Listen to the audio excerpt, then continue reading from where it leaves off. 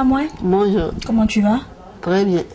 Ça va bien la santé? Oui, physiquement, ça va, à part les yeux, mais là aussi, il y a une nette évolution. Il y a une nette amélioration? Oui. Ok, alors, quelles sont les nouvelles? Les nouvelles sont très bonnes. Dieu merci. Parce que là, je tenais à dire merci à tout le monde, parce que j'ai senti que il y a des gens qui m'aiment. Donc, beaucoup m'ont soutenu en prière, moralement, physiquement et financièrement. Donc, je tiens à dire merci à tout le monde. Que ce soit les Ivoiriens, que ce soit la diaspora, je dis merci à tout le monde. Au gouvernement? Bon, au gouvernement, oui, parce qu'il y a Madame Jeanne Pémon, ministre chargée du genre et des affaires sociales, qui chaque fin de mois assure mes ordonnances. Jusqu'à présent? Elle a pris ça pour 6 mois. Et parlez-nous un peu de la maladie. Actuellement, nous sommes à quel stade? Bon, par la grâce de Dieu et par les soutiens, la paralysie des nerfs est quittée. Donc c'est le glaucome maintenant qui est positionné.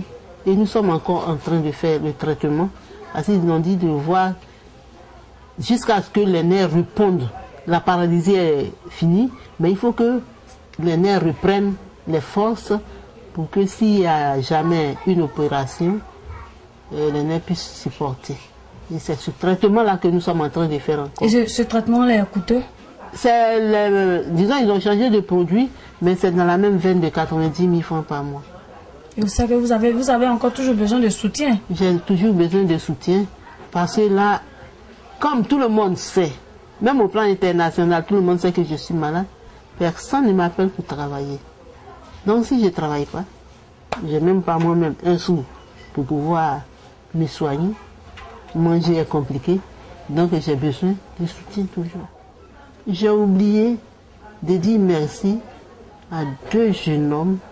Allez-y, c'est l'occasion. Qui, ma foi, je ne savais pas qui m'aimaient et qui faisaient attention à moi. C'est Copa et Romaric. Les footballeurs ivoiriens, je ne savais pas.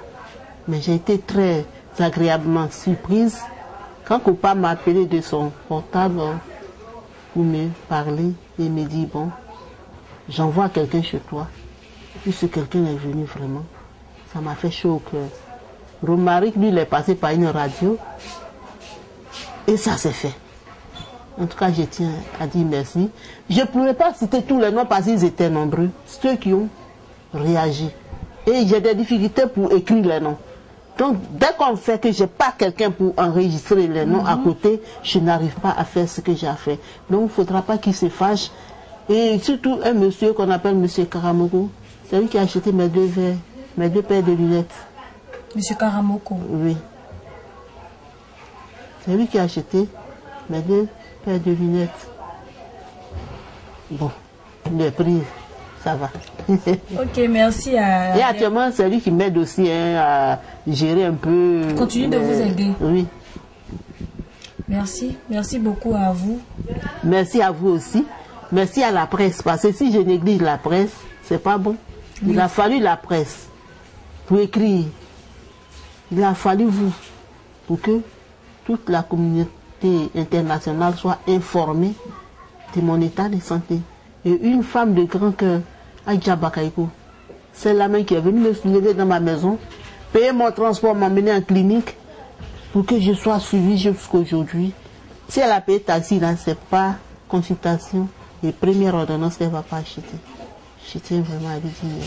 Vous étiez tout récemment au Burkina. Oui. Qu'est-ce qui s'est passé là-bas?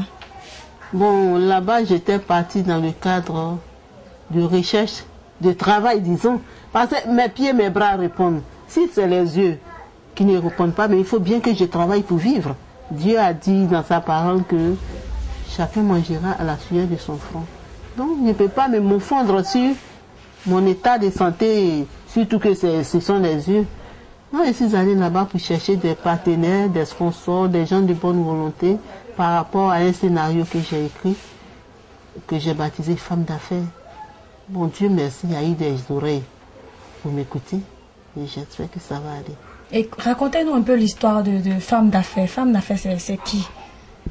Bon, Femme d'affaires, c'est un personnage qu'on a créé par rapport aux femmes et aux hommes qui vont de village en village, de ville en ville, de pays en pays, ramasser les enfants des gens, que ce soit les jeunes filles, les jeunes hommes, les enfants, en faisant croire qu'il y a du boulot bien payé en Côte d'Ivoire ici, et on fait venir les enfants, tout ce que j'ai cité, et arriver ici, c'est le contraire. En quelque sorte, c'est le travail des enfants. Voilà, et puis la souffrance que les enfants vivent en quittant leurs parents pour un autre monde, quoi. D'autres se retrouvent dans les champs, d'autres se retrouvent dans les cuisines. Dans les cuisines, et même dans les bars, dans les boîtes de nuit. Ah bon, comment vous savez ça? Vous avez mené des enquêtes? Oui, par rapport à mon travail. Ah bon? Je mène des enquêtes et puis j'aime beaucoup taquiner. Quand je vois une fille d'un style bizarre, je l'approche et je cause, je cherche à savoir. Je vais même à la rue écouter les enfants. À la rue, princesse? Pas à la rue. La rue simple où je vois les enfants vendre. Okay. Quelquefois, je vais m'entretenir avec eux pour savoir qu'est-ce qui les a amenés là. Et chacun m'explique ce qui l'a amené à être là. Même ceux qui portent les bagages dans le marché. Ceux que vous voyez dans le marché qui crient tanti bagage, je cause avec eux. Et je comprends. Et c'est par rapport à ça que je dis, bon, pourquoi ne pas moi aussi apporter quelque chose à la lutte contre le trafic des enfants, le travail des enfants, la maltraitance, parce qu'on les envoie dans le foyer surtout. Mais si l'enfant n'a pas la chance de tomber sur une bonne patronne, mais c'est un calvaire que l'enfant vit. Et en cela, il y a quelqu'un qui est là, qui passe, prendre le salaire, qui devient riche sur le dos de ces pauvres innocents. Donc c'est ce qui m'a choqué. Allez-y. Je connais plein de placeurs d'enfants qu'on appelle... Ah bon? Oui. Ils sont à Abidjan ici, ils existent bel et bien. Ça existe. Il y a des femmes ils créent de ces petites... une société secrète. Et puis ils sont dedans, les hommes comme les femmes, et ils cherchent d'abord qui doit être employé. Et maintenant, ils vont aller chercher l'employeur. Ça n'a rien à voir avec les sociétés de placement des filles? C'est à peu près la même chose. C'est à peu près, mais surtout la région de Bondoukou comme ça, il y a des femmes spécialisées qui vont prendre les filles dans les villages, elles viennent les placer. Ces filles-là ne repartent qu'un an après. Et c'est elles qui encaissent tout l'argent. C'est elles qui font, disons, un semblant de dépenses quand la fille doit rentrer. Elles s'en vont ramasser les pailles pour faire croire que c'est le salaire de l'enfant. Et puis elles sont assises, elles grossissent, elles mangent bien avec les enfants. Et alors tous les enfants vont à l'école. Alors parlons du scénario du film. Qui a écrit le film? C'est vous, c'est toi qui as écrit le film? C'est moi qui ai écrit, mais les idées, c'est ma fille et moi. Ah, votre fille, elle a joué dans le film aussi? Oui, elle tourne. Et c'est un téléfilm de combien d'épisodes? 160 épisodes. 160 épisodes. De 26 minutes. De 26 minutes. Par épisode. Et vous avez déjà commencé à jouer? On a seulement tourné l'élément pilote. D'autres disent élément 0, d'autres disent témoin, voilà. Après avoir réalisé cet élément P0, à quoi vous attendez? Vous attendez à des partenaires, bien sûr, mais vous voulez lancer, je veux dire, un cri d'alarme. Oui, parce que c'est un phénomène de société, c'est un fait de société qui est présent dans... Qui est d'actualité. Qui est d'actualité, voilà. Qui était, qui est et qui sera si on ne fait rien. Qu'est-ce qu'on doit faire? C'est pas aujourd'hui que ça a commencé. Ça a commencé depuis quand? Il y a longtemps. Il y a longtemps. C'est pas maintenant. Il y a longtemps que le travail des servantes, qu'on appelle bonus, qu'on appelle, d'autres disent boyesses, terre à terre, ces servantes-là existaient. Même les hommes. Même dans les plantations, on retrouve ces enfants là-bas. Auparavant, on les appelait 6 mois. En bas, oui. Anglicien, tu vas faire un travail de 6 mois. Parce que la traite dure 6 mois de cacao, café, 6 mois, tu vas faire. Ou bien à Boussan, tu vas travailler.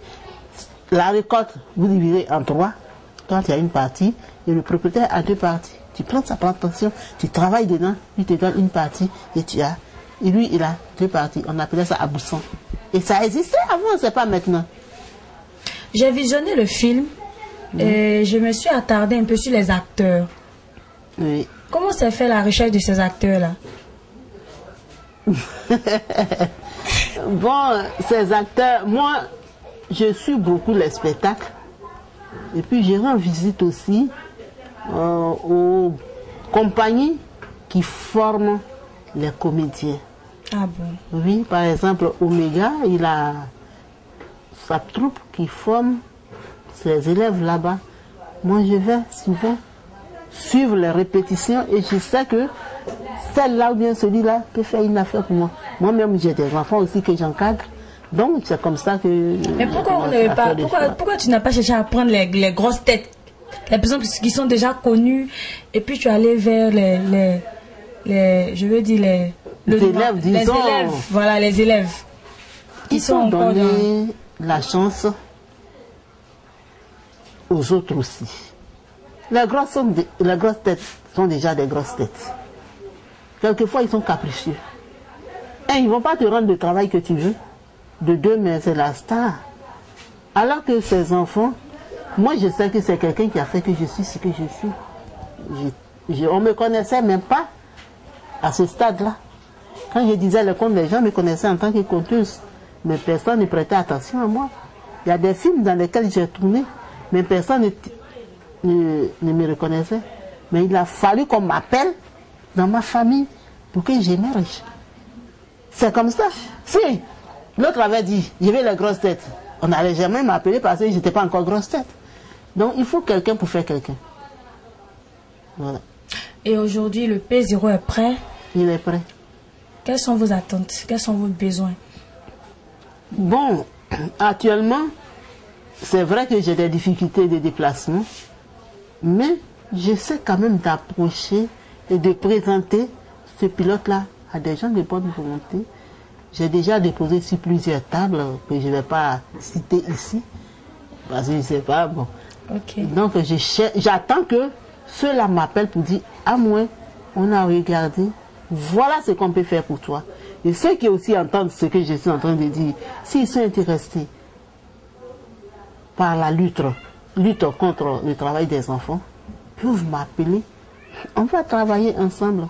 Parce que là, c'est le financement qui manque. Les techniciens sont prêts, les acteurs sont prêts, mais c'est le financement qui fait qu'on n'a pas encore décollé. Puisque moi-même, je n'arrive plus à travailler pour dire que je vais commencer à fonctionner. Donc j'attends beaucoup que les gens m'appellent pour ça.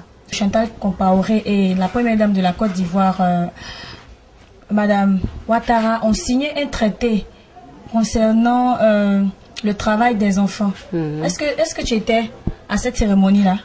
Oui, j'ai été informée et j'y étais. Et comment ça s'est passé? Tu es rentré en contact avec elle par rapport à ton téléfilm? Bon, quant à la première dame du Burkina, Madame Chantal Compaoré, elle, j'ai eu l'occasion de la rencontrer au Burkina là-bas et on en a parlé. Du coup, j'ai déposé le dossier. Elle a ça en main. Et qu'est-ce qu'elle a dit? Comment a-t-elle réagi face à... Elle a dit au moment opportun, elle agira. C'est ce qu'elle m'a promis. Et je suis rentré en Côte d'Ivoire. Et le jour de la signature du protocole d'accord, j'étais là dans la salle et j'ai même remis le dossier du film, plus un CD au protocole de la première dame de Côte d'Ivoire, Madame Ouattara Dominique. Et j'ai même déposé aussi une demande d'audience à Madame la première dame. On m'a appelé une fois, mais on m'a dit par rapport aux préparatifs de cette journée de signature d'accord, de patienter. Et bon, là, on ne m'a pas encore rappelé. C'est ce que j'ai pu faire ce jour-là. Et l'entretien est pratiquement terminé. Quel est votre dernier mot? J'ai un cri de cœur. Il y a des gens qui utilisent mon nom pour faire ce qu'ils veulent faire. Quelles sont ces personnes-là? C'est qui? La première personne, c'est M. Diabostek, un de nos musiciens que je respecte très bien, qui paraît-il est passé sur les antennes de notre première chaîne, la télévision nationale, pour dire que, par de son combat, il a réussi à rencontrer le président de la République qui a accepté de me prendre en charge. Maintenant, moi, je n'étais pas ce jour-là. Je n'ai pas suivi la télévision. Mais tous ceux qui m'ont approché, qui m'ont appelé au téléphone, d'aucuns parlent de 5 millions, d'aucuns parlent de 50 millions. Est-ce que c'est vrai qu'il a été vraiment reçu par le président de la République? Ça, je suis surprise, dépassée par les événements, parce que M. Diabostek ne m'a jamais appelé par rapport à ma santé, n'est jamais venu chez moi ici pour voir comment je vais. Est-ce que je vais bien? Est-ce que je ne suis pas malade? Je mens ou pas? Il n'a pas contrôlé. Il ne sait pas où j'habite. Donc moi, ça m'étonne qu'il puisse dire qu'il allait défendre un dossier en mon nom. Il allait défendre le dossier, mais où est le résultat? Moi, je n'ai rien eu. Il ne m'a pas fait de retour. S'il allait mener le combat sans moi, je lui dis merci. Mais ce qu'il a réussi là-bas, là, il ne m'a pas fait de retour. Pourquoi? Et il a dit ça. Ça fait que maintenant, d'autres même m'appellent. Ah bon, on va voir. Et puis ça passe, personne ne vient encore. C'est lui qui a coupé l'élan des cheveux qui voulait m'aider. Mais est-ce que vous êtes rentré en contact avec la RTI par rapport à cette information? Pas encore. Est-ce que vous êtes allé démentir? Je ne suis pas encore partie. Pourquoi? Parce que j'ai envoyé le président de l'UNASI lui parler pour dire qu'il parte démentir. Et les faits se sont produits quand? Au mois de mars. Mars 2013. Je crois bien, oui. Si il ne vient pas me voir pour me rendre compte qu'il parte démentir que ce qu'il a dit est faux. Parce qu'il ne sait pas où je vis. Il ne sait pas comment je me porte. Appelle-moi au moins au téléphone pour savoir comment je vais. Non. Ceux qui pensent que je mens, qui demandent le numéro de Diabostek et lui demander est-ce qu'il est arrivé chez moi, est-ce qu'il est venu me voir chez moi comment je vais. Il ne faut pas créer des situations parce que les journaux en parlent. Non, va vérifier. Chers amis internautes d'Ivoire TV.net, c'était l'entretien accordé à Amoin, actrice comédienne ivoirienne vivant en Côte d'Ivoire. Merci d'être resté en notre compagnie. Au revoir.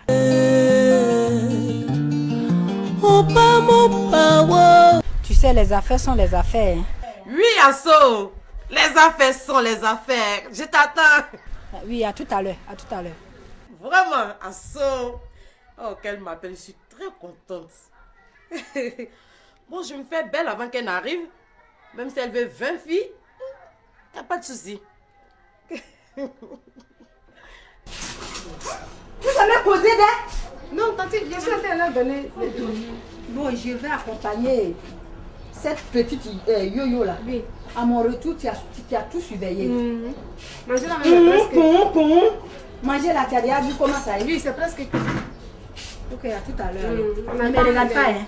Toi, ne me regarde pas, travaille. Tu es payé pour ça. Quand tu es rentré travailler, c'est pas les clients sont pas encore arrivés, on est là. Hey, si maman, allez, allons. Puis, on va mon courage.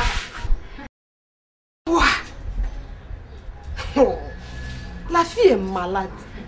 Accompagne-la à l'hôpital. Tu t'en vas la déposer chez sa tante. Tante, c'est mauvaise eau.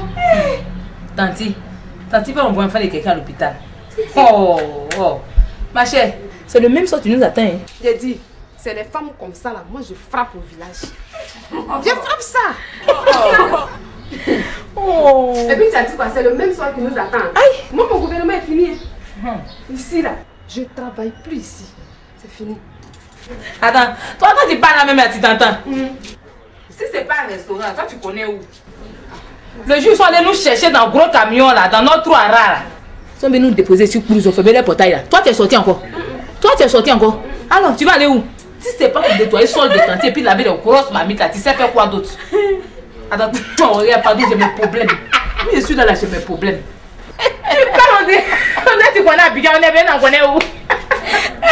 Mon gouvernement est fini. Non, c'est bon. Là, c'est permis. Ça suffit, il y a quoi? J'ai dit. Vous riez pourquoi? Trou de rats. C'est trop de rats là qui vous fait rire. Ça me fait même pas rire, ça me fait pitié. Toi, tu te réveilles à quelle heure? 4 heures. Tu te couches à quelle heure? 1 heure. Et toi, tu manges quoi? Moi, je sais que je mange riz couché. Riz couché de quoi? Gratin couché ou bien riz couché? Ah, mais c'est gratin.